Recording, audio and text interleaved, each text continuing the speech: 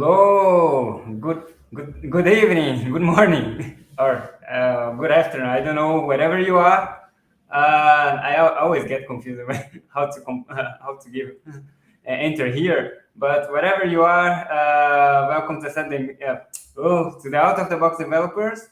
We are starting our session. It's the first session of the year, so happy New Year for everyone. I hope everyone had great holidays and full of energy to start this year, and a lot of questions also to give us, so we can answer anything that you are looking after. And I want to call already my good friend that is always with me in the sessions, and he's Java champion. He is an AI consultant specialist, and yeah, welcome, Money. Hello, how are you, man? Oh, hey, Hugo. Happy New Year. Thank you for having me here again. New Year. And those are very many titles you've given me. I don't think I deserve all of those. Oh But no, thank no. you anyways. All of them are real titles, so you deserve all of them.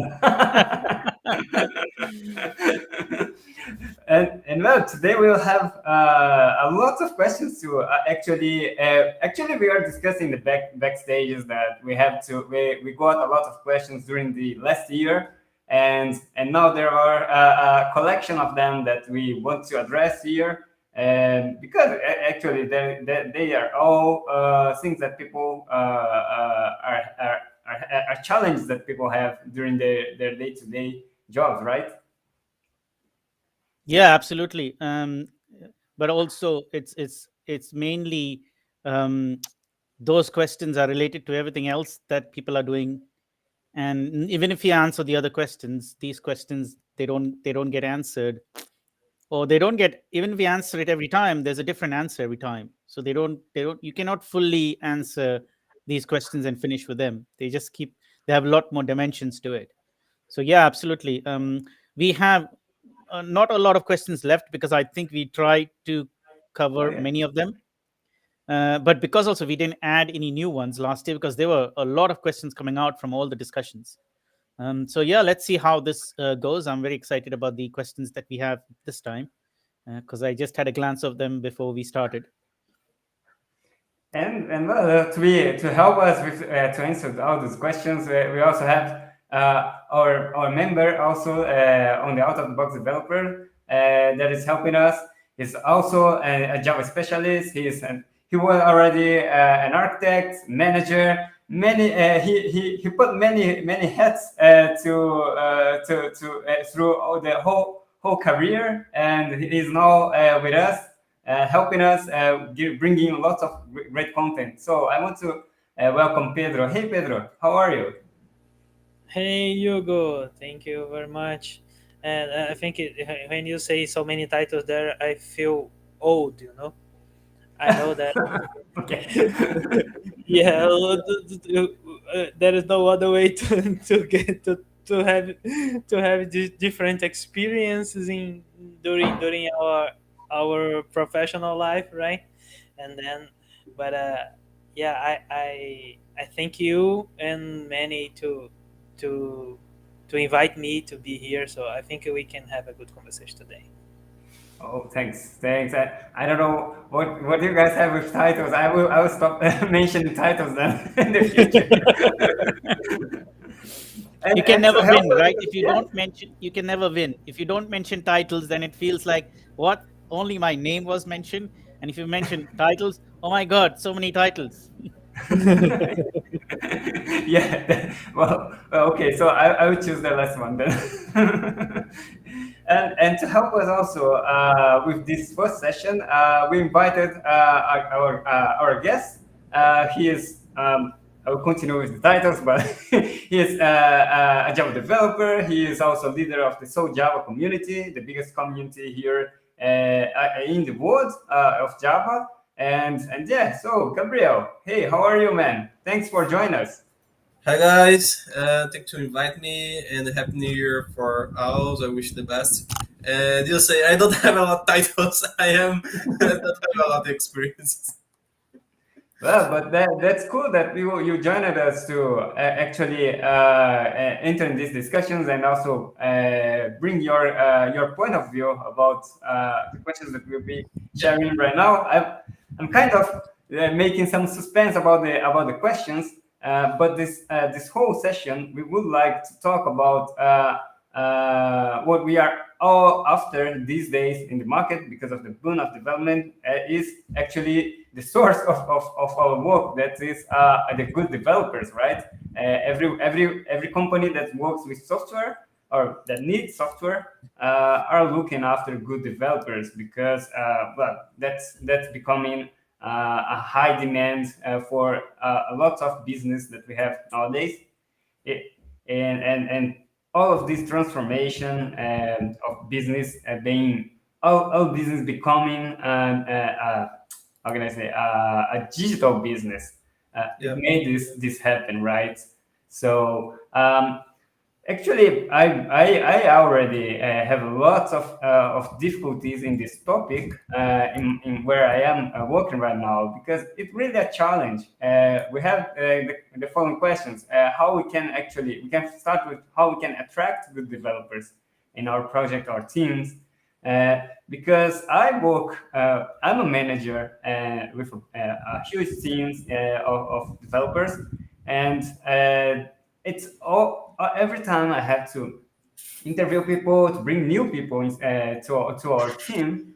It's always a big challenge because there are many good developers and they also have lots of good other good opportunities. So they will be competing all the time with other companies, and it's always there's a moment where some companies have lots of can bring and give better opportunities than others. So it's always a challenge for me.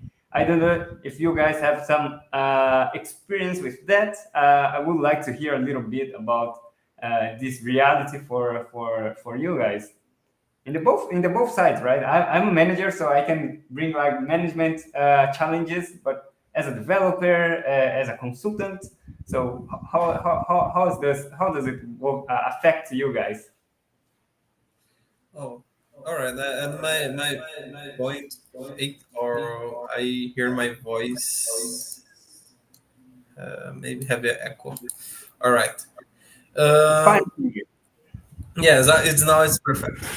In my opinion, for get a good develops to project, you need give inspiration. You if you make an interview with a developer, you need how can say sold a good image or a good technology. You're working, or one example, you're working with the last gen feature Java, or one example. If you developer here it is, the years in the develop it's, oh my gosh, I need to work this because it's a good opportunity. Or another example, in my opinion, uh, developers don't work only to compensation, but working with the project and the heavy inspiration, not heavy inspiration, like projects have connection with develop. I don't know. One example, my profile like in the bank software, and if I work a bank software, I'm feeling so good, and my compensation not very high, but not very low. It's intermediating, and I'm feeling happy. I don't know. I see this point. I think that it reminds me about this the change we had about the view of work when we about view of job what we see as a successful job.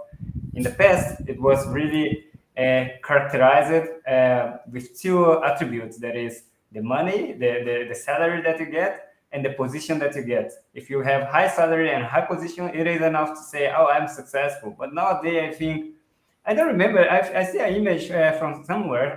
I'm out of reference here, but nowadays we see a lot of other things like the quality of your life, the time you have to do to expand, to grow in your knowledge and experiences that you have. And one very interesting topic that I see is about the emotional safety, right? The psychological safety that you feel in that group. It isn't. It doesn't anymore so attractive when you have high salary, high position, but you don't feel trust or trusted by anyone inside the company. That's a really stressful environment. At least for me, it does make a lot of sense. Yep. Yeah, I See this one. think from the other side, like you were sharing about your manager side, right? So a few tips would be, how do you, like the question itself says, right? Um, how do you attract good developers to a project or team? So that means your project or your team should look attractive, right? It's the same thing again in another way. So now let's go back to that and say, how do you make your project or your team attractive? Right now, it's not just project or your team. The project is your team and your team is your project, right? Let's take it that way. So both need to be attractive, not just one, right? Because if one is attractive and the other one isn't, it's still 50-50, right? Sometimes it's 60-40, sometimes it's 40-60, right? Okay. But still, it's not a balance. A proper would be both are attractive. Like, so how do you make each one of them attractive? And they need to be genuinely attractive, not like how advertising companies do. They make something ordinary look super extraordinary, right? Not like that. It needs to, because software developers are also people. They'll figure it out in a few months' time. If that is a glamour, in a few months' time, the novelty will be lost. Sometimes in a month's time, sometimes in a year's time. And then when when you lose them, you lost their trust forever. Because as human beings, sometimes we can be unforgiving, right? Oh, it all depends, circumstance, all that stuff. So now, if you go back to that thing, how do you make your project attractive? How do you make your team attractive? Right?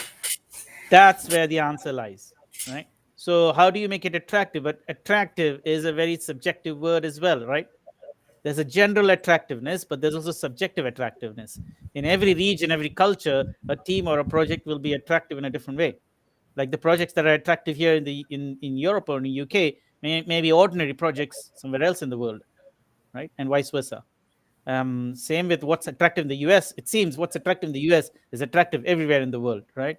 But that's not true with what's attractive somewhere else in the world. They may not be attractive in the US, right? So now you narrow it down to subjective and circumstantial attractiveness of your project and your team. And finally, the problem here is your project can be confidential, right? It has an IP, even if it's a very ordinary company. And your team, you don't need to be putting pictures and photos of all the members of your team every time you put an advertisement for a developer, right? Oh, these are all the great developers working for us. Because there's a danger there as well, because you might lose your team to somebody else. They might poach your team members, but also there's privacy issues there, right? I'm going a bit literal here, but you will still have to pitch a story to the people you're talking to that I'm working on so and so project and I'm working on so and so team, and that pitch must hold good all the way through. So you have to be transparent, honest, and authentic. This is a hard task. I'm not saying I do it well. I don't know how I do it. I don't do the pitching of getting developers, all that stuff. So I don't know how that is done. But if someone has to do it, then it has to be authentic. And so what they tell you from the beginning must hold good all the way through in the journey. Because once you do that, then you instill trust immediately. Once you get the trust, then your project is attractive, then your team is attractive. Right? Because I said, right, attractiveness is subjective. I think the key here is trust. And once that trust is there, then you'll say, okay, it's okay. Just now the project doesn't have interesting components in it. I'll still work with it because I know I'm confident in you and your team and your project that this will grow into something interesting. And I know that there are 5 other team members, and they know like 5 different technologies that I want to learn from them, and they're eager to teach me.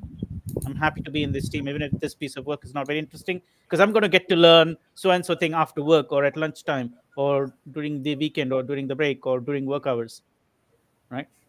So this is just a very simple example. So that's my answer to that question, which isn't even complete answer. We've only just started to unravel the thing. So I don't know. What do you think, Gabriel? Pedro and Hugo are nodding their heads. What is your view on it? What do you feel about it? Yeah, I completely agree. There's lots of subjective points here, so it's the problem here is that we are not only talking about technology or interesting projects, but we are talking uh, what the professionals want to his careers, right? So, Exactly. for example, when there are lots of people that they are looking for something to work with some good and interesting technology, but what the interest technology that they like, not the interest technology that you like or the other people like, and other and there are lots of variables in this case. So, and when we are working, when we are in an interview, for example, most of the time it's the only moment that you can know uh, in which team you're gonna work and in which project you're gonna work, because it's not possible to find this outside. Like, oh, I'm going to interview with a company. I may know which product this company have. It depends on the domain of and the business domain of the company, right? But most of the time we don't know. uh, and you have this small time, the interview, where the professional needs to find out all these things, and the interviewer needs to sell what they have and try to figure out if this match with this professional. So it's really difficult to handle using the process we have today, the interview process, to have this handled correctly, I can say, or Yeah. handle it in a way that everyone wins. Everyone Exactly. gets. That's the problem for me.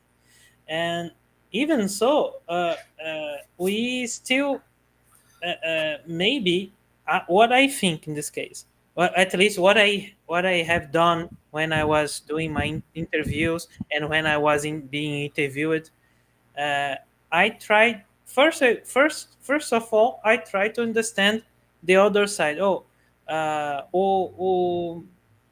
Uh, which technology do you like to work? How do you like to work? How was your previous experience in teams? We know that the software developer has some normal things. We have teams. We have things to deliver. We have most of them. We have process. Most of today's company use agile process. So, which kind of agile process did you use it? So all these common things should be handled. And there are other that are just professional things like, I need to go to the office, I can work remotely.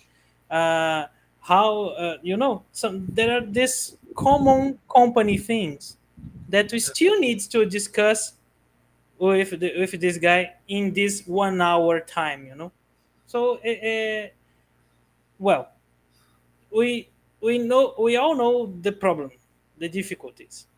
What I do is what Manny says. Oh, I try to sell the project. So show which technology what we are using. Show that the team is a good team that likes to share things to each other. You can learn a lot here. You can teach if what you know, even if you are a real junior, or because everyone has moments that can help each other.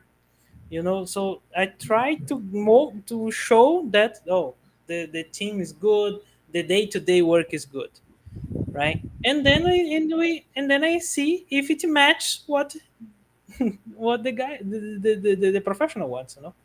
So that's my idea of this. But well, there is many variables, and we can talk here of each one of them all night, I can say. I'm curious to. I just want to invite the audience to. If you have, I have a question for the audience actually. What actually do you think it's attractive for you, for a team, for a project, for each of you? I think that's a good question because what I understand from what Pedro just said is to listen, right? Listen what the other sides are looking for, and actually that is very important because I have this I'm gonna say this the challenge to actually it doesn't matter if the person is if the other side have great skills but it's not interested in what your project has to offer or what the challenge that your project has. There's no advantage to continue this conversation and to try to hire, even if it is a really great developer. It won't be happy for him. It won't be good for him. It won't be good also for the company since it won't match those things. So that's a very interesting point. Most of people. I see a lot in our industry markets that people look only for the hard skills. Oh, I don't know a JavaScript framework. I know a Java a web framework, and I know lots of other tools. But actually, a few ask questions about what kind of problem, and in the both side, right? A few says what kind of problem they want to solve. A few developers say what kind of problem they want to solve, and a few companies ask what kind of problem they are interested to solve because we solve this kind of problem, right? And in my interview sessions, I try to be. I do also many interview sessions with candidates here to my team, and I have tried to address this kind of question. And it's fun because sometimes if the developer is very young, I can't expect a lot of this. I know exactly what I want. That's not a that's not a reality for young people. It's they are just exploring. They're just not want to know what kind of opportunities they have. But for experienced guys, yeah, they really have something already. If they have already, I don't know, 3 years of experience, they already know somehow what kind of problem they want to solve, right? Yeah, I think it's a good point there, and it is so very different. I have been to so many different types of interviews. Ones in which they are going to they're going to screen you from all directions to see every cell of your body is suitable for the job, right? And then the other one, they'll just have a chat with you, and they'll get the confidence, the gut feeling, the intuition that yes, you know the stuff, you can do it. And that you'll be yet another who will have various levels of screening process, and in one of the screening processes you won't fit, and you're out, right? You got like 21 interviews with these big companies, right? Am I saying it right? 9 interviews I heard in some companies, but then it's some companies are probably doing more than that, or some companies are even doing less. Some companies are still in hours conversation, and you're in, right? And maybe 2 more interviews, 1 hour each, but on different with different people for different reasons, right? Not technical interviews. And then there are ones that do 9 levels of technical interviews before they let you in. Look, 7 levels of technical interviews, and then 2 more non-technical interviews, and then you're in, right? And then there are some companies who will make you solve complicated algorithms. Then if you ask them, and I've had this conversation with a company a long time ago, I asked them, okay, you're going to ask me these questions. Are you using those kinds of things at your workplace? Are you solving those kinds of problems that you're going to make me answer questions of that nature? And they don't have an answer. So they are interviewing you for A, and they're using you for B, right? If you don't pass A, you cannot do B. So I don't understand that logic, right? It is not even practical enough. I mean, so I never went through some of those interviews because clearly they would say you have to go to do 1 hour of this, and we will check it out. And then I asked them, do you really work like this? When I finished conversation with them, like, does every developer in your company do all these steps? And actually, that's not the case. That's just an interview process. The steps are done differently in the company. There probably isn't a step. Like I asked them, do you put a timer on the table to say in 30 minutes, in 15 minutes, you got to complete this. Otherwise, I cannot merge your pull request ever. You don't tell them that, right? So that's what they And do. you They give and you a you 30 cannot minute. go to Google, and you cannot look at in a book. Yeah. Yeah. And then everybody's got a different definition of clean code, right? Only their definition of clean code applies to your code base, and they won't even discuss it with you. It's a one-way ticket. They will tell you how it is. Okay, it's not good. Out. You're out. There are companies I know, they will discuss it with you before they say, sorry, we're not going further because I think all of these things, we have a difference in our way of style of doing. That's a little bit fair, right? Because they are kind of telling you where you are working differently than them, and that's possible as well, and that's acceptable. But then what if somebody just tells you in an email or a one liner, sorry, your code was not acceptable? Like, which parts of it will you give me an opportunity to also discuss it with you? Because you learn as well, right? So lots of companies are doing this as well. So that these are not traits of attractive project, attractive team. And also, a lot of times people are just going into the market for the sake of hiring somebody. Because I've asked a lot of people when I've talked to them, what kind of work will I be doing once I'm hired and I'm working with you? Like, hypothetically, can you name me a project? Oh yeah, we've got lots of interesting projects. You don't worry about it. And usually they are hiring somebody for a generic thing that they can use for multiple projects. But then they should be transparent about it, right? Look, we can't name your concrete project, but these are the types of projects it could be, and things like that. So see, that's where if you ask the question, is your team attractive, is your project attractive, that's where it boils down to, because they are not pitching in that way. So then, are they going to get good developers? Because what is the definition of good developer? That is also subjective, right? Because what a good developer for each one of us is different. So now we have triple whammy here, which is not working for us. Is the project attractive? Is the team attractive? What is our definition of who we want? Right? If there is no match of the three, like, if the other party doesn't like the attractive project and attractive team, but you may have an attractive project and attractive team, but you don't know who you're looking for, or you're looking for somebody else, then who should be coming to you, then there's a mismatch, right? Or it could be you know who you're looking for, but you're not able to sell your attractive project and your attractive team to that person. There is that other problem as well, the selling problem. Some people are very good at selling it, even if they have nothing. Some people are good at selling it when they have something, and some people are not good at selling it when they have something.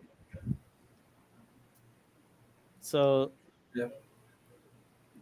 those are the factors there, and we've only scraped the surface of the first question, right? Which is, Yes, what is it? and How do you and attract you good bring, developers to a project team? yeah, And and you bring a great thing there. Sorry, go ahead, Moni. no, I'd say we could go all night only on this one question, as Pedro was saying earlier. Yeah, We're but we not have finished. other questions. Yeah, you're right. Yeah, no, but I'm There is saying no. some. We have other questions, but I'm saying this question itself is so contentious Oh that yeah. we can go on talking about it from various angles, and we'll still not finish. You're going to ask me something, Hugo. Yeah, I see the question. I see the questions from Davi here. Davi Antonio just shared us. He's always studying and dedicating to Java, but it's hard to find a place in a company and be called for an internship. Davi, if you can tell a little bit more about what is the internship that you have been called and why you got a challenge or why it conflict with the place in your company, it would be great. But as far as I could understand, if it's really good to get to study and dedicate to technology, but I think it's also great to understand what kind of problem your company have to solve, so you can match both things, and maybe you can connect Java with as a solution for that problems, or the side you find the correct or the most in demand language for that problem, that kind of problem, right? I always try to switch a little bit, but of course it is not an easy process. We have to already and get understanding on the company, right? I think I think about that. I don't know if Mane, Gabriel, or Pedro want to add something. No, I think there's nothing more I can add to it. I mean, do you want to say anything about it, Gabriel? Do you want to add anything to Hugo's points? Sorry, guys, my internet have delay here, and I don't hear all points that the Hugo say. Oh, okay. All right.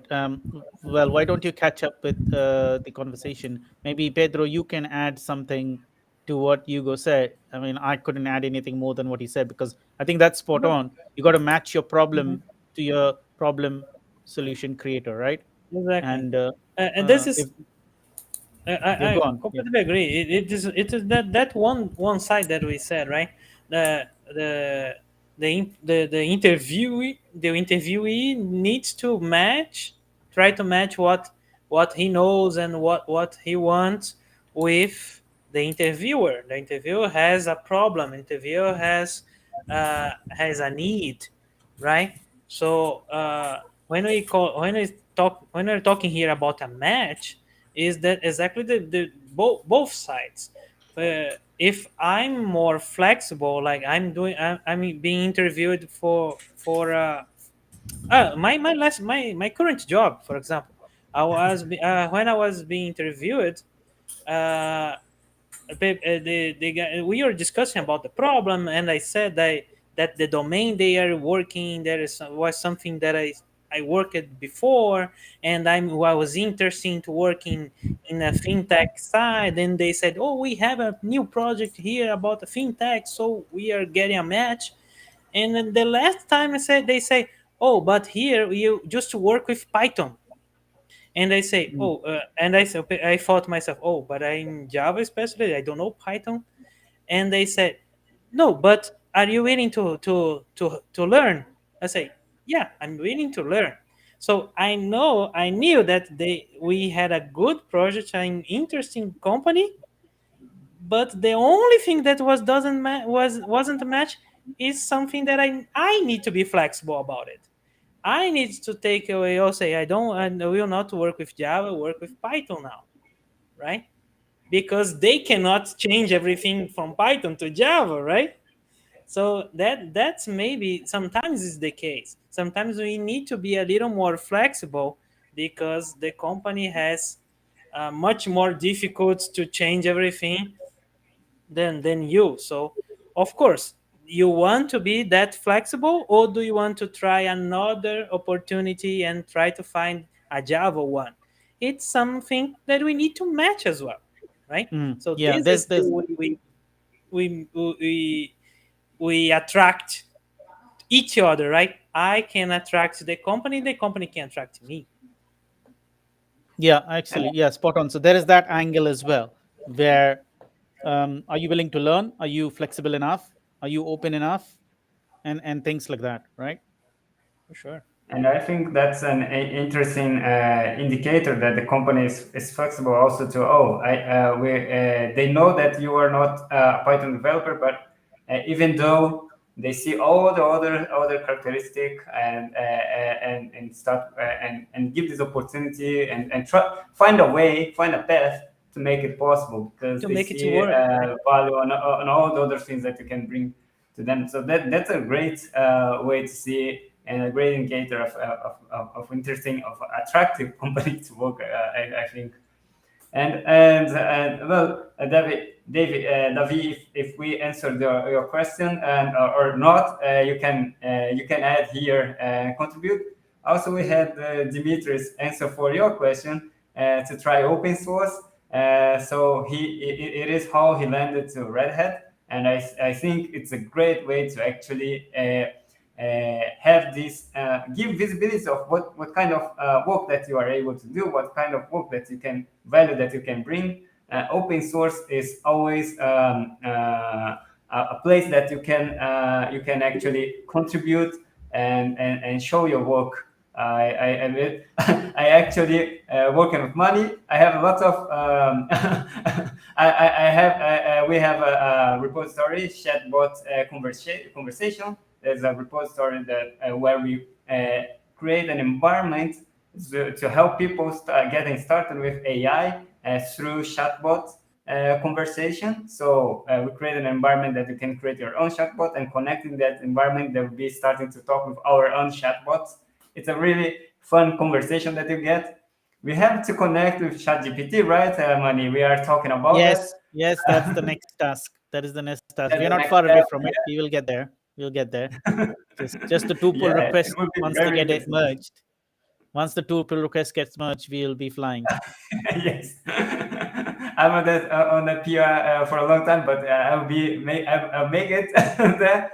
And yeah, it's a good way to not just show your work, but also connect with people that probably will be will like to work in the same project that you would like to work. So connect those people that have the same focus as yours. So that is a really great way to do it, to do so. Yeah, yeah, absolutely.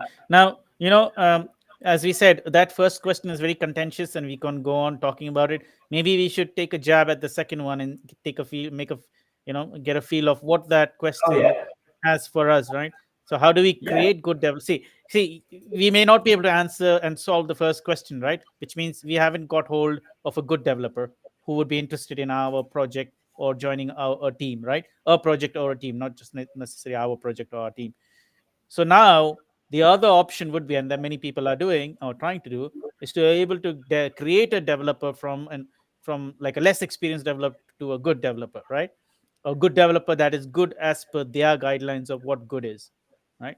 So because the person who's getting developed will not know what good is, they will have to be guided to that position. So how do you create good developers? And I think we got the right person to answer this kind of questions. He just arrived here in the room. Hello, Bruno. Okay. How are you, man? My question was Hey, so timely. Hello, Bruno. Happy New yes. Year. Hey, Manny, how you doing? So good to see you. How are things there in London? Hey, Pedro. Fantastic. The temperature has dropped even further. That's as good as Oh, it is. so today we have very good sun here. So actually, the temperature is going up, really, really strong. Yeah. So hey, Pedro. Hey, Hugo. How you guys doing? Well, thanks, Bruno. Thanks for joining us. I think I just want to add also, Gabriel. He's just get back on his connection. Hey, Gabriel, welcome back, man. I'm back now, guys. Hey, Gabriel. How Hi. you doing? I'm doing good, and you? So, Manny, you gotta come to Brazil because the four of us here, we are at driving distance from each other, Ah, right. right? So now you need to come. You need to come one time here to visit all of us now. Are you saying once a month or just once in the whole year? Oh no, Or you just come once. I just mean, come? yeah, you Okay. can come any. You can come as many times as you want. But I'm saying that if you come, you can visit all of us at once. Yeah, exactly. Good idea. Good idea. Let's try to find out an event that you can come and be a speaker here and spend That will be awesome. and then travel around the user groups in Brazil Oh yes. How many do you have actually? a lot. Every region has their own user group, is it? There are there are places that have more than one, right? So yeah, there Wow. are- And yeah. are you a member of multiple user groups? Apparently, yes. Yeah, I think I'm the president of So Java. That's a Brazilian Java user group, and So Java is composed of 5 user groups. Oh, Right. So wow. yeah, because So Java, it's an interesting story because there was the So Java user group, but then when we incorporated and became a nonprofit, the incorporation process we merged it with 4 other user groups. And so all of us we incorporated together as So Java, right? So then that's why we have 5 user groups that actually are that makes So Java. So Java is the largest one, it's the strongest, have the best brand, all of that. So that's why the brand survived it. But it's 5 user groups that merged together to become one. Great. So earlier, before you arrived, and I think you partially heard our question, and Hugo actually spotted you in the lobby. So we can repeat the question for you. Actually, it's in the chat. Yeah, let's repeat the question because we had some Yeah. Yeah. some discussion in the middle. So the So question, you the can have a lot- question, yeah. absolutely. But The I was question, watching you guys. I couldn't join. Oh, okay. I was watching you guys for quite a while, right? So yeah, so All that right, has been okay. good so far. You enjoyed the conversations? Yes. Okay, great. So the question is how, and this is $1 million question for everybody all around the world in the tech sector. How do we create good developers? Yeah, that's a very that question. I agree with you, Money. That is $1 million question. Actually, that's probably a several $billion question Yeah, because the you can't developer put a price to it. You cannot yeah put a price to it. no, because the development industry is a huge industry worldwide, right? And we do have a shortage of developers. I think that the artificial intelligence tools we're probably going to make easier for more people to solve problems using software, and the no codes solutions also going to help with that. So I think there's going to be more people that will be creating code, right? But there always going to be a core of people that need to be really writing code to solve the biggest problems, right? I think that's doesn't matter how many developers exist, right? Using no code or artificial intelligence tools, I agree. always going to be someone that has to write the artificial intelligence tool, someone that has to write the frameworks that the artificial intelligence tool going to use, right? So so there is, and I think that I like I'm gonna since you dropped that question to me, I'm gonna say the 5 things that developers, that's what I call the 5 skills that a developer have to have, and then what can you do to build that skill on you or someone else, right? And I think that's one interesting thing is that everything that you do for you to improve, you can always help someone else to do the same thing so they can improve, right? So I think that the 5 steps or the 5 skills, umbrella skills that a developer needs is the first one is read code, right? Reading code, I think that's the thing that developers do most. It's amazing how many developers don't read codes every day, right? Or they only read the code that they wrote. And it's amazing how many developers are actually having difficulty of reading code in general, right? So Pedro's mentioned that he had to learn Python for a new job, for example. Reading code in different languages, right? That's reading code too, right?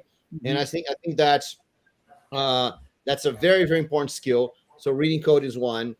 Second skill is, of course, writing code, right? I think that being very good at writing code, I think is an important thing that we have to have, and that means being able to understand things like design patterns and understand best practice and understand clean code. All those things are under this umbrella skill, right? Also understanding algorithms and understanding all these are in this umbrella skill. And then the third skill, right? I think the first 3 skills are the skills that make you a developer, right? So the third skill is delivering code, right? I think that we are way past the time that we would just write code to be in the repository and we never actually get to see. And I work in many projects like this, right? That we work for years and the code was never seen the light of day because it was just, now that doesn't exist anymore, right? So the more and more it's your job as a developer to make sure that the code is in the hand of someone that's going to use the code, right? So that means understanding the whole cycle of software development, understanding CI/CD, and understanding things like cloud and DevOps and this kind of things. It's all part of our job, right? So those 3 skills make you a developer. The fourth skill is the most important one. You are a developer because you do number 4 by reading, writing, and delivering code. There is solving problems, right? A developer solves problems.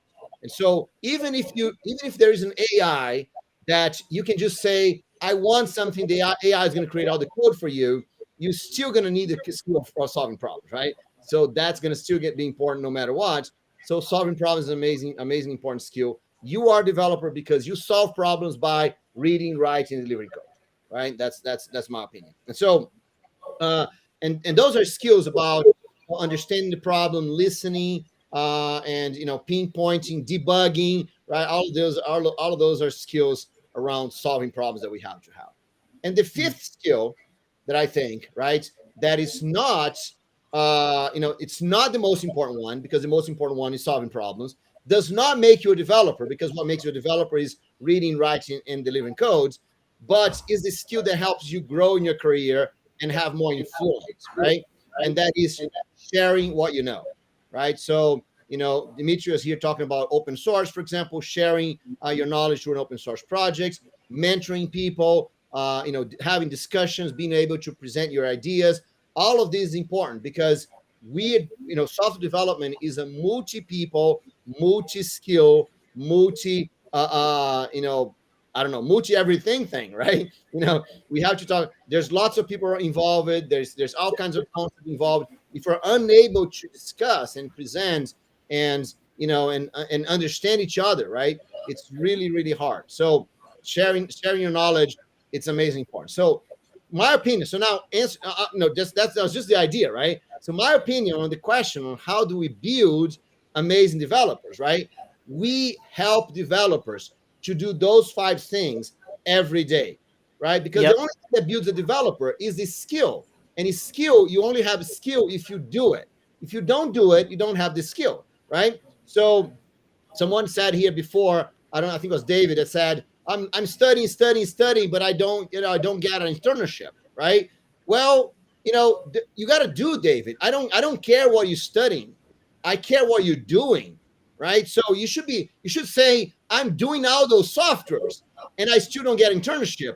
And that would be a harder question to answer, because if you're doing all those softwares and you don't get an internship, that's probably not true, right? If you're doing lots of software, you will get an internship. That's why Dimitri said, go participate in open source, go do software, right? And that we're going to get you a job.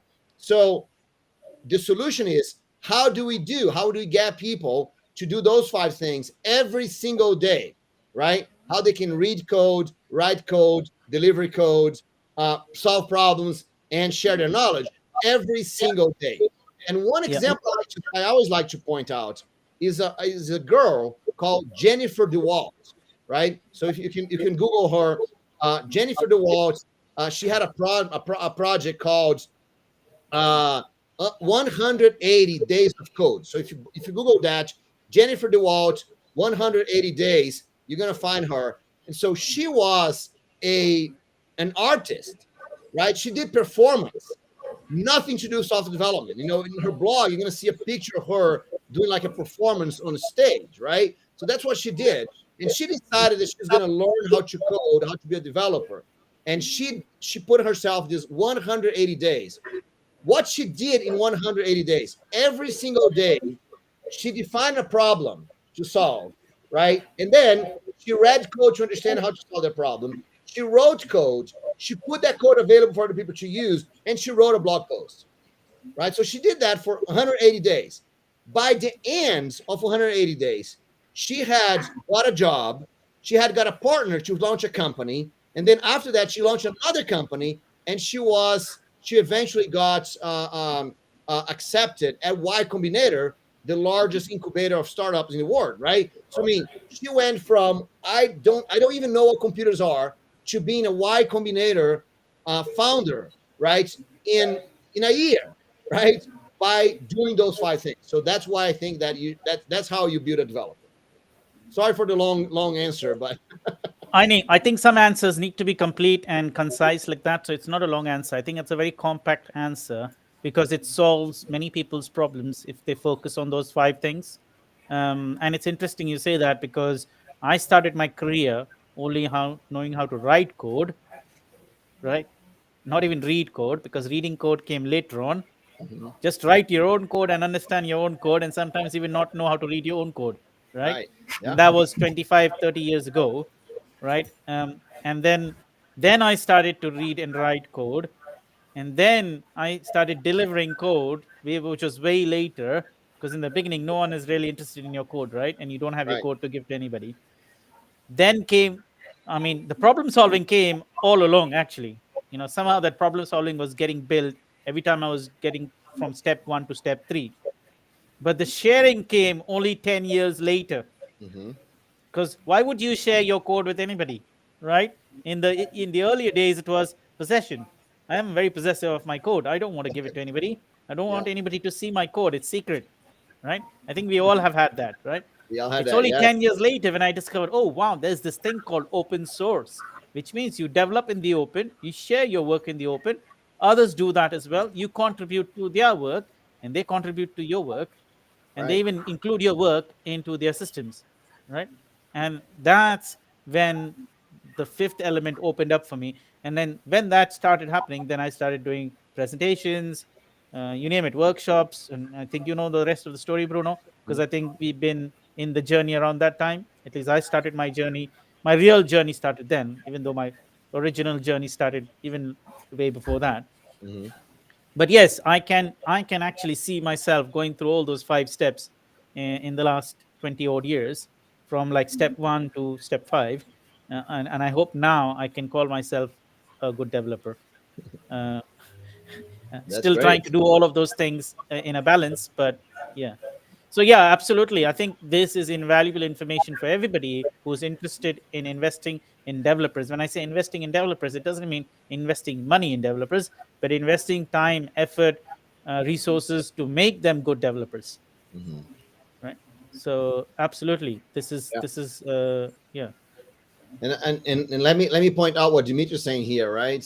That he did a little thesis here on the chat. He says that um, open source is great because you write codes and you work with real people. You have to pass code reviews and fix it. It forces you to collaborate with other people to solve real issues, and it makes you a better developer, right? So potential employees can recognize you as a great candidate, right? So yes. So basically, I think that open source is a way to do all those 5 things every Yeah, day. absolutely. So if you participate in open source, you can do all those 5 things every day, and that is by itself very valuable. Yeah, absolutely. Yeah, no doubt about it. Yes, thanks, Dimitri, for summarizing the whole thing there. Yes, Right, yeah. I'm Dimitri impressed. represents Red Hat. Dimitri is still with Red Hat, right? Yes. yes, he said Oh this. yeah. Yes, Yeah. Yes, and I think all this open source, I can say that I wasn't so used with contributing open source or creating project in open source. When I started with that and started to interact with other people that is outside my company, that is really amazing because you start to see a whole new bunch of skills that you need to actually interact with other people. And they open source community is very mature on that. That's what I see, how advanced they are in contributing. They are so way advanced, and after having these contacts, I could bring a lot of good practice people do in open source inside company, and I think that helped a lot as well. So yeah, I totally agree with Dimitri. It is an awesome opportunity to to become better developer and also to raise a good developer inside your company. Absolutely. Yeah. I mean, there are a whole lot of companies that are only doing their business open source. Like they write all their code collaborating with all the developers in the world, and they create value added products around those open source projects. And a lot of companies are providing solutions on other open source projects as well, and not just the ones that they are developing. And so this is a huge market, and it's a growing industry, although maybe it's plateauing now, but even then here to stay for quite some time, because it's been done in such big numbers, and there's a massive growth anyways that keeps up the momentum going.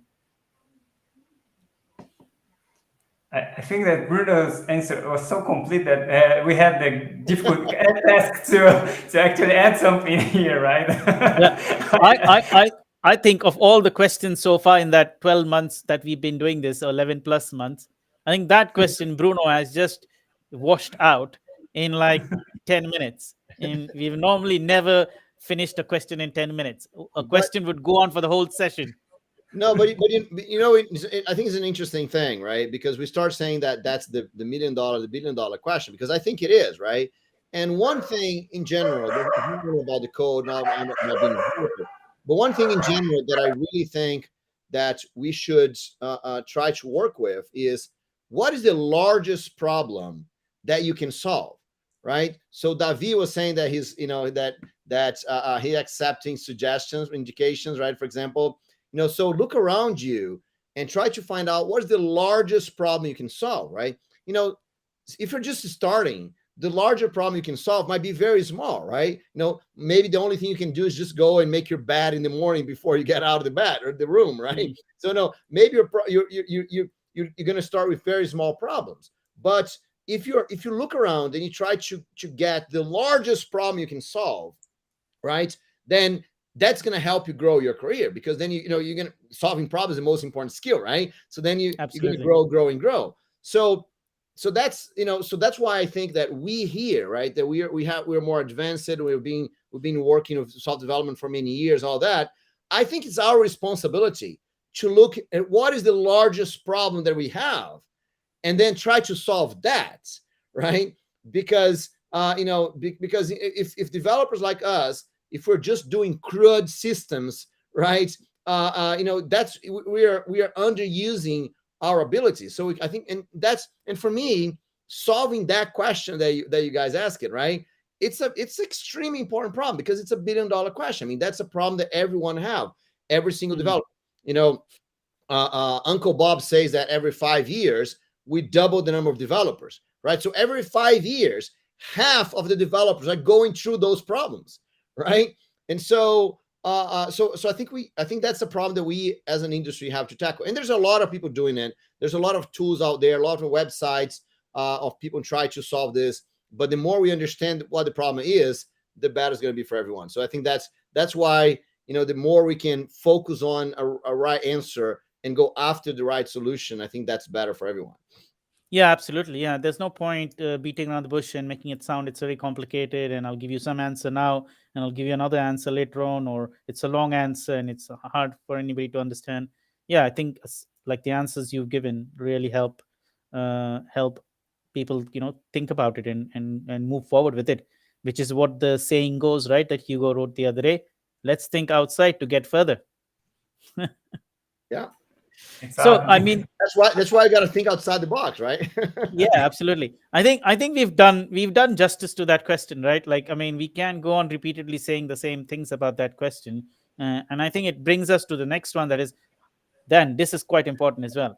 How do you sustain and keep good developers from being poached or losing them because they grew too quickly or other reasons, right? So it's a multi-packed question. It's got multiple layers to it. So yeah, maybe you found good developers, maybe you found some good developers and you created some good developers, or maybe you spent all your time creating good developers. All of these three combinations or options are still your assets, right? That you nurtured, you developed, you invested in. Now you want to keep them, right? How do you keep them? So a good way to tackle that question, I think, would be, if each one of us would say, what would keep you in your company right now? I mean, what would make you not leave your job, whatever job you have right now, or job in the future, right? So, so how about we start with Gabriel? So Gabriel, you're probably the youngest of us here, right? So for your generation, what would make you never leave your company? Dimitri is saying pay them more, right? That's a good goal. Yeah. That's one incentive, okay, but there might be more. In my opinion, it's motivation. If you have a good team, you learn more and more, and you grow. Like if you enter in company, your team not giving motivations or don't give insights, or your friends don't give insights to you, you don't grow. Like you how can I say, you don't make a reference in the market, and it's more early. The Bruno and many say things very important, like if you enter in the community, you share your knowledge. I think you share with you guys here in the community. It's Jennifer White. It's I create a blog post with 118 and days and create website. Like if you show your knowledge in internet, you create the opportunities. Like if you don't see, you don't remember the persons, and I think this is my idea. Okay. So good. So no, being motivated, working a good team, right? Having opportunities to grow. That's a good point. Like today, I like this. I created the content and help my team. I give motivation my team, and I grow. Like today, my team see me like a great person Hmm. because I give motivation and I try and put new technologies and new partners in the project and try make a good develops in my team. Okay. And go ahead. I don't know. I Cool. don't. I don't say more. Yeah, That's I awesome. don't That's have great. more words. So who wants to go next? Pedro, do you want to talk a little bit? Yeah, well, I can. I'm not in the beginning as Gabriel. Like, so after some years, we think about lots of things when we think, oh, I want to stay in this company, right? But my case, I think when Dimitri said pay them more. Uh, the money is one of these things, right? Mhm. We need to be uh, to to to to be comfortable with the money we're making now, or if you want to go more, right? We need to negotiate that, and then you and have it in your mind. Say, I will stay in this company, even if I don't get that money, or I will leave this company to try to get this money, or may I negotiate that? So there, then Bruno is much more, uh, ha, has much more content about this negotiation part, but the money is really important in this case.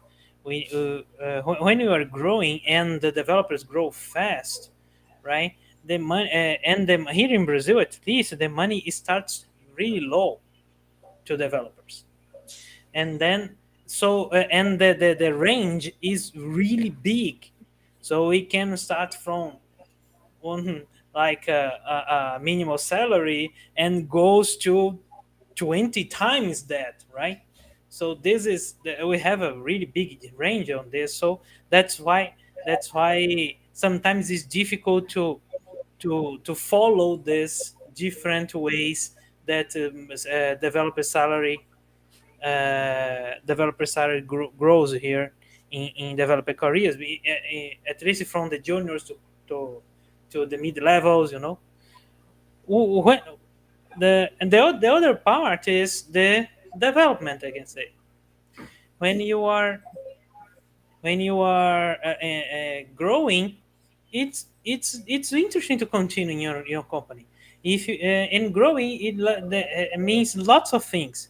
Means experience, means knowledge, means sharing, means uh, trust, means many things. So I think when you look all these things and try to understand what do you like or do you want to your career, and you can see, oh, the company can I can have use this company to continue growing, you can stay, right? So I think the for the developer point of view, it's important to you to understand what do you want for your career. This is really important, and get this focus uh, to make a better decision for you. Yeah, you say a great point. Like get where you went go.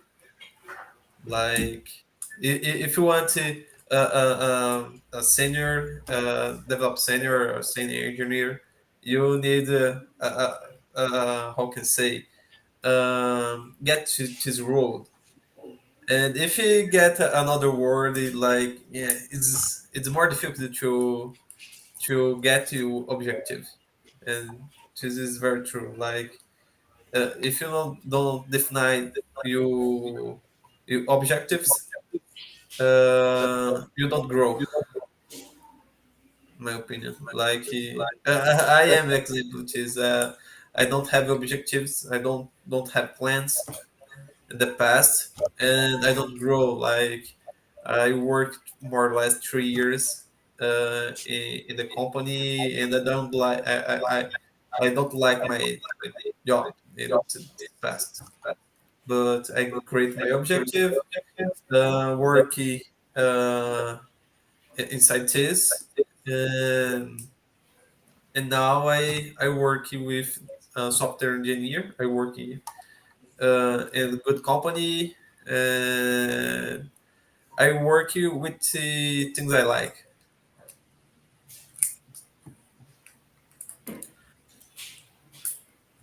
Yeah, Go I ahead, think another I, person.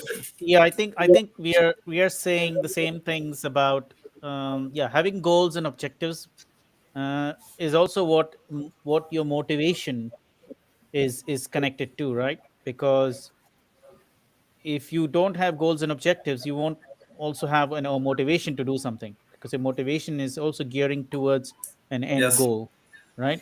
So having that motivation and aspiration is important. So they're all kind of interconnected. And then I think Pedro mentioned about the money part, right? But for different people, it's different things. Sometimes you may get the money, but then it doesn't give you fulfillment, which means you will not feel growth, right? And then that money is not helping you mentally, emotionally, spiritually, or any other way, right? So only it's helping you only materially, which is not enough. So there has to be that balance, right? Well, like, but for some other people, it could be they want autonomy, right? Because they feel growth when they feel they're given autonomy to do certain things, of course within reasons, right? You don't take over advantage of your autonomy, but you make good use of the autonomy for everybody's benefit, not just yours, but the company's benefit, because and the team's benefits and the others, and maybe the community's benefit, because maybe the autonomy is such that it allows you to work with the community, right? So there are this all of those components and all those aspects uh, that each developer would feel, and and as people grow in age, this will change. When they start, it'll be ambition, aspiration, motivation, and then sometimes eventually they'll realize, oh, I need autonomy, and then the other things will take a little bit of a back seat. But then eventually they'll realize, oh, I've been working so many years but I'm not getting paid well, I need more money, and I need autonomy as well, and I need those other things as well. you know Depends on who you're talking to. So I mean, if you Yeah. look at, there is a website that lists all the benefits, all the I don't know what you call them, the FANG like companies, like that top 5% of the tech industry. There's a website that actually lists for a certain grade in that company, what is the percentage of money they get, and how much percentage of shares they get, and what is their whole package worth. So it has come down to that. And you will not be surprised, some developers can get a total package of $500,000 a year, including stocks and all the benefits and salary and all that stuff. Of course, Silicon Valley, hence expensive. Uh, and it can go, yeah, and some I've seen even big higher than that. You'll be of course they have highly responsible, sensitive jobs, but it's what keeps them motivated to do that, right? It's because they need, see, the element is here is you want to be rewarded for what you do, Mhm. which is, I think, will keep you at the job. If you don't feel rewarded financially and otherwise, you're not going to be motivated to do what you're doing. Right. Yeah, so the money Exactly. needs to be given to you as in a reward fashion, not like drop it onto the desk or into your hands, like you're just been contributed for your what you've done. Okay, go away. Right. Yeah. So Yeah. that's. Oh, go ahead, you go. Oh, sorry, brother. I just want to add my point before before I lose time in here, but I think what Manny said is really connected to what I think for me, at least I feel important here is reward or recognition about the work that I do. And if I feel I'm rewarded, and not just rewarded, but also myself, I feel that my skills is impacting in a positive way, and I actually am useful or helping the company grow, or any other thing that I'm doing. I think it doesn't matter if it is inside a company or in your own company, or in your own business. But if I have this, I think three things connected. That is the recognition, the impact, and the usefulness of my work, and the trust between the people that I'm working together. I think that there are three elements that I feel, if they are all aligned, I feel very comfortable where I am. But of course, what Dimitri says, he said a lot about the money and the reality where when you are alone, you cannot worry at all. But when you have the family, you are. It is the most important thing because you are doing for your family, and you have more important thing than you yourself fulfilling your own desires. So yeah, that's true. I think once you have a good salary, don't have to be the highest salary in the market, but you have a salary that is rewarding by your work, that is uh, uh, good for the work that you do, and it's enough for your family. Then I think there's that is the three element that I usually put to myself as, oh, it's a good place, or not. So, Bruno, you can add here. Yeah. So no. So just gonna say, first of all, what Hugo was talking about in terms of Dimitri. Dimitri says something that's very powerful here. It says because it's hard to explain to our daughter why it's better that dad has an interesting job, but just she doesn't have good insurance, right? So well, you know, explain to your daughter that she doesn't have a good insurance. That's hard enough by itself. But I think that I have a friend of mine that I talked to him a few years ago, and he was all happy that he had changed jobs to a very interesting job, that he would do things, work with new technology, and it was all good. And he even said, and then at one point in the conversation said something like, yeah, man, I'm so excited. I even got a pay cut to accept this job. And I said, okay, that's awesome, right? That's exactly what Dimitri is saying, right? So, and then I was asking, how is your family feeling about you making less money right now? And then he said, well, yeah, it's a little complicated because we had to move to a more dangerous part of the city because I didn't have enough money to pay the apartment, and we had to change my daughter to another school because we couldn't pay for her school. And I said, is she happy? No, she's not happy, because she can't play outside. Her friends are no, she's not with her friends anymore. And I said, how's your wife? And she said, well, my wife cries every day because of the situation. And I said, is that work really worth? Right? So no, so yeah, there is I think that when you're trying to get a developer, because the whole question here is how do you keep the developers, right?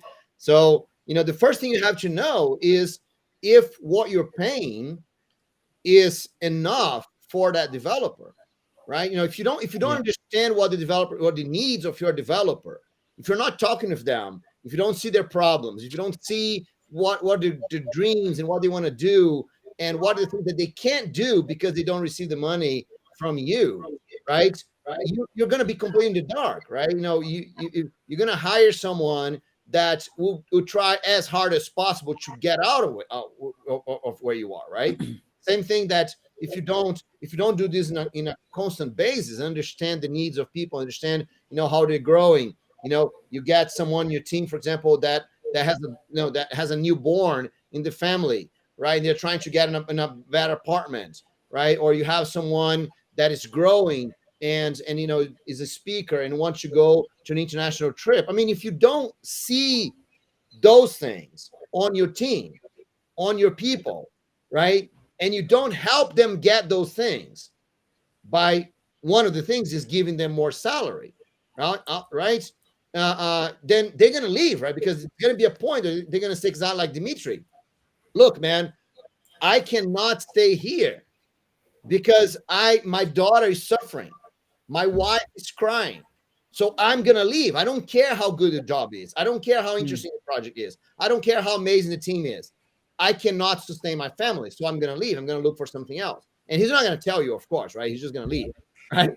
And so I think that consideration is a consideration that the companies have to have. They have to be, it's not about, oh, yes, we have this plan, this growing plan, all that. No, it's about people. It's about understanding what the dreams of people have.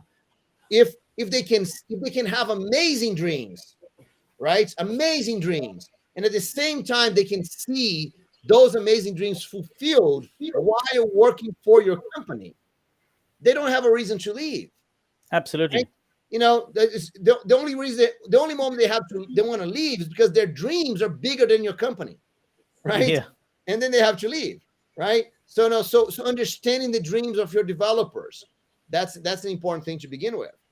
And among all this, for me, and I'll answer the question for me, what makes me stay, right? I have a very specific thing that makes me stay is autonomy.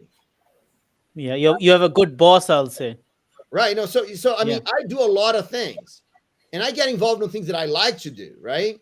And so if I don't have autonomy to do the things that I think are important to do, I'm not going to stay anywhere, right? I don't care how important the company is, right? I'm not, there is a level of salary, of payments that I need to have, right? And that's important for me. But beyond that basic level, right? For me, what really matters is autonomy, right? If I can get involved in what I think is important, if I can look for the biggest problems and go after the biggest problems, right? Then I'm happy where I am, even though there are other companies that could pay me more, but I'm happy in what I am, right? So for me, I was having a conversation with a guy, Silvio Meira is like one of the big guys in the IT in Brazil. And, he has an amazing book, by the way. Since I mentioned here, when we get to the books, maybe I use his book as an example. But, he has an amazing book. And we're talking about, and he told me, Bruno, you know what's the biggest problem in the IT industry in Brazil? And that was like, tell me, because that's what I want. I want to find out what's the biggest problems that I can solve. I can help solve at least, right? And so he said, it's the lack of leaders. And then he said, not the lack of bosses. There's too many bosses in Brazil, right? But the lack of leaders, the lack of people that take responsibility. Two things on his phrase, right? First of all, he equated leadership as taking responsibility. That for me was mind-blowing, and I totally agree with him, right? But the second thing is that we lack those people in Brazil. So I stopped everything else I was doing. And I said, I'm going to work with Career to help build leaders. That's what I do today because I went after the biggest problem I could solve. I'm still solving a small scale, right? I need to grow to solving a bigger scale. But that kind of autonomy of me being able to go after the biggest problem I can find, that for me is amazingly important because if I don't have that autonomy, then I'm going to be looking around and say, there's so many more interesting problems around me, and I'm here spending my time. Think about it. I have a consulting company, and we work with big banks, big financial institutions, big companies, right? It's fairly common that you're working on a very hard project with tight deadlines. That you spend weekends and nights and doing all this and really putting a lot of effort, right? And in the middle of this whole thing, the project got canceled, right? And so, I mean, you look back and you say, okay, so the last 6 months of my life, it's totally worthless. It was an interesting challenge. I learned more. I grew technically, but there's no result whatsoever, right? In the last 6 months of my life. I mean, that's really, really frustrating. So, so I think that the autonomy to do the important things, right, to do the things that impact people's life, that's for me is what makes a difference. No, I couldn't agree. I couldn't agree more on what you're saying, because that's quite key, especially for developers, for whatever reason that is.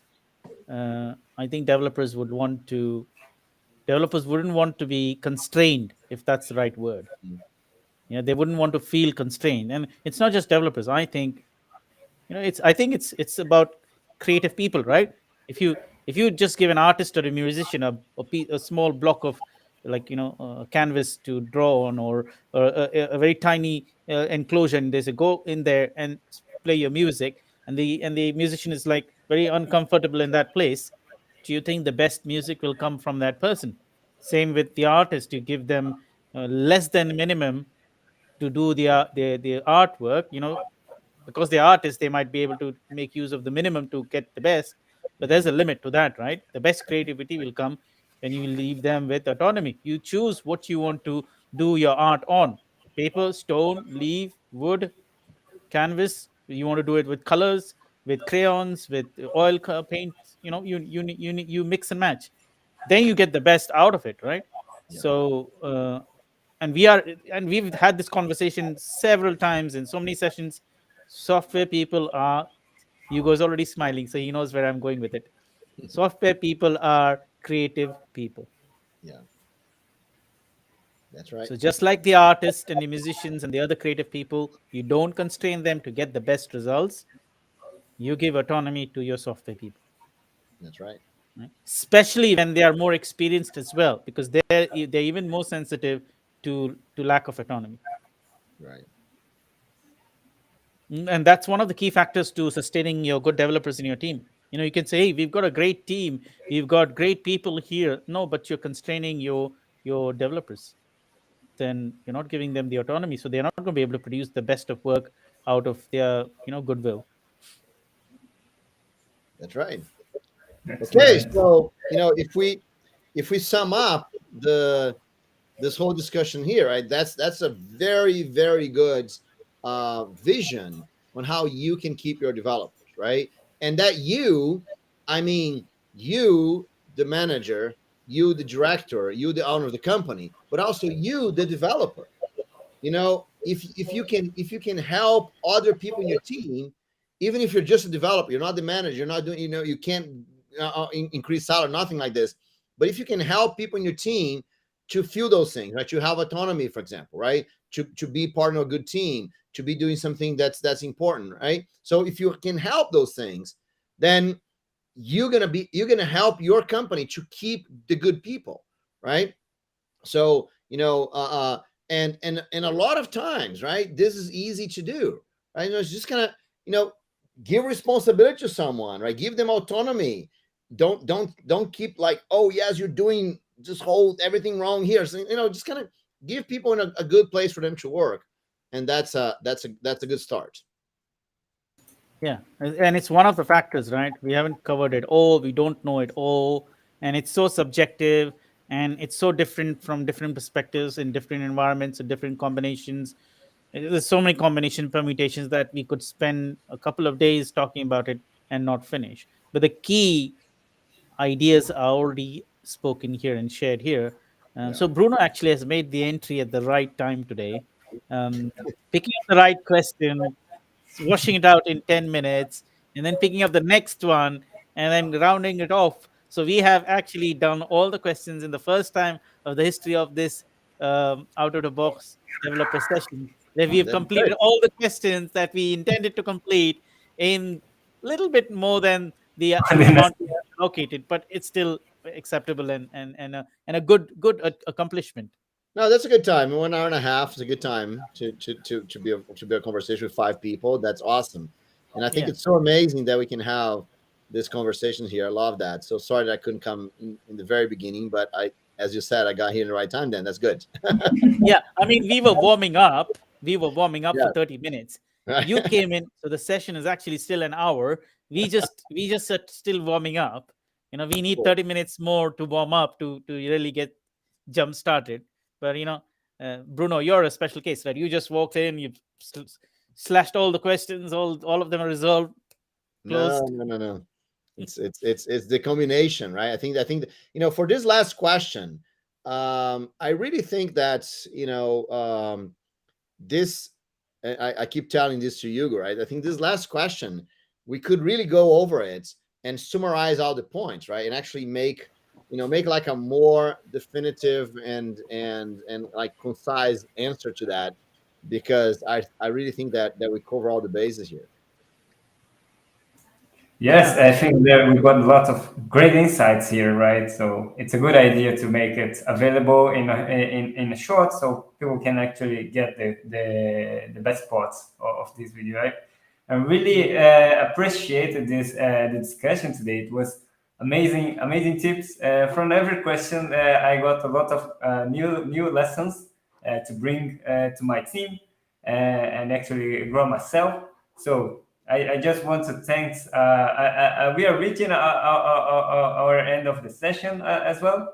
I want to keep our tradition by sharing a book for our audience. I hope our audience also could enjoy the whole discussion. Thanks a lot, Dimitri. You contributed a lot here on discussion, but also David, Max, and I see NK Menzu and Jess. So thanks a lot. Hope to see on the next session as well. But yeah, let's go. Let's jump start with the books. What do you think? Yeah, sure. Yeah, I think it's a great idea. So I will start since I'm here in the biggest window right now. But I want to share the book called the code culture, the culture code, written by Daniel Coyle. I think it's really it's related a lot to this discussion today, since it is a lot about people, about growing your team, growing people, and creating good environment. So I share it here in the chat. I love some of the ideas that is very practical, that you can actually apply to your team if you have there. You don't need to be the exact responsible for the team. Even if you are a member developing in your team, you can also work together to answer some of the questions that it brings to you. So I hope you enjoy. And yeah, who will be the next? I'm happy to share my book. I've already put it in the chat. It's called Deep Work, and it's also similar, a non-technical book written by this person called Cal Newport. And I've read this book quite a few years ago now, and I've also used the material from the book in my presentations because they are so impactful, that what he shared. And he's given a lot of tips, and especially it's for technical people like us who spend a lot of time behind computers and through smart devices and listening to notifications, that our concentration levels and our focus levels are not really there to that level. When we are doing work, we're getting constantly distracted with notifications and social media and all those kinds of things. And he's actually gone all the way to the other side, where he's actually detoxed himself from all of these things. And the book is a great book to find out how he has done it. It's not a lot of pages to read, but every paragraph you read in there, every chapter you read in there, there's a lot of takeaways. So I highly recommend the book. Great. And I have one education today. It's 100 gold lessons. It's not a technical book. It's more soft. Give you 100 tips to grow your career, like show difficulties in the career in the software engineer. And I like this book. It's helped me a lot. Amazing, Gabriel. Cool. And that's a book from Rafael Del Nero, right? Yes. Yes, it's good. So Rafael Del Nero is a Java champion. That's a great book. I helped him review that book. And Rafael was here in my house, right, just last week. And hopefully you're going to meet him again, next weekend. Actually, Money, unfortunately, you are not at driving distance. But we're gonna have a couple of people coming from out of the town next week. So Gabriel, I know Rafael is gonna be here, so hopefully you can come. Gabriel, you, Pedro, and you, Hugo. I'll go. Meet everyone on next, not tomorrow, but next Saturday, right? So yeah, so Rafael's gonna Alright. be here. That's great. Any chance of having him as a guest on our next session or the session after that? Rafael He Donel. doesn't have to drive anywhere for that. Yes, you should invite him. That's great. Yes, I we'll talk to him for sure. I will leave it to your good hands, yours and Hugo's good hands, to have that guest come in 2 weeks from now or 4 weeks from now, whenever possible. That's good. Awesome. I'll talk to him. Yes. Thank you. Amazing. So he's there near you, by the way, right? He's in Dublin. But Oh, he's is it? yes, but he's visiting his family here in Brazil this week. Ah, I see. I see. Pedro, do you want to share your Great. book? Yeah, I'm sharing this book. It's called It's in Portuguese, right? It's a Procrastinação, Guia Científico sobre como parar de procrastinar, like procrastination, right? And well, the idea is to be like discuss some scientific talks about procrastination, how to handle that, and how to stop doing that, right? So it's a book that I found it in Kindle Unlimited. I have the signature for Kindle Unlimited. I think it's really worth it. There are lots of not good things there, but there are many good things, and this book was a good one, and I think it's worth sharing it here. Anyone who has Kindle Unlimited can get it for free, but it's not expensive. Okay. Great tip. And now I think it's Bruno's time, right, Bruno? Right. Okay. So I have two books. You know, since Pedro mentioned book in Portuguese, I was going to mention a book in Portuguese. So I'm going to do two books, one in Portuguese, one in English. Right. So my Portuguese book is the book from I just mentioned here, Silvio Meira. Right. So that's the book right here. Is New Business in Brazil. Right. So he talks about startups in Brazil. Right. So that's a great book. It's a very fun book to read. You know, he goes over absolutely everything that you need to build a new business. Although it is in Brazil, but it's you work for any kind of business you're gonna do. Very, very good book done by one of the guys that kind of helped build the software industry in Brazil, and he's an investor, right? So really good book. I put put the link right there. You can get that. Interesting book because it has this large format here, right? I like books with large formats and big letters and things like this. And what made me remember that's my book. It's also big format, right? So that's my book. We're also big letters, right? So and that talks exactly about the discussion we're having here, right? So how to be a great developer. So that's the second book. I put the link there in the chat. Is the best developer job ever. This is in English. You can get this book on Amazon. It's extremely cheap, right? And then it's also on Kindle Unlimited, so you don't even need to pay if you don't want to, right? So the best developer job ever. 5 steps for you to have a dream job and high salary and career freedom, right? Because I do believe freedom and autonomy is important for you. So I wrote a book with the steps that you can get that. You meant to say economically priced, isn't it? Economically priced. extremely Yes, cheap. very, very, very easy to buy, right? You know, Yes. if you have Kindle Unlimited, you don't even have to pay. So that's great. Because if you introduce your book as very cheap, it doesn't sound Doesn't sound very good, right? Yeah. it doesn't sound very good. So you want to It's say a very economically valuable. priced. It's for the value that the book gives you, Yeah. right? It's it's Value the for money. price. Yeah. The price is very low because the value is awesome. We agree.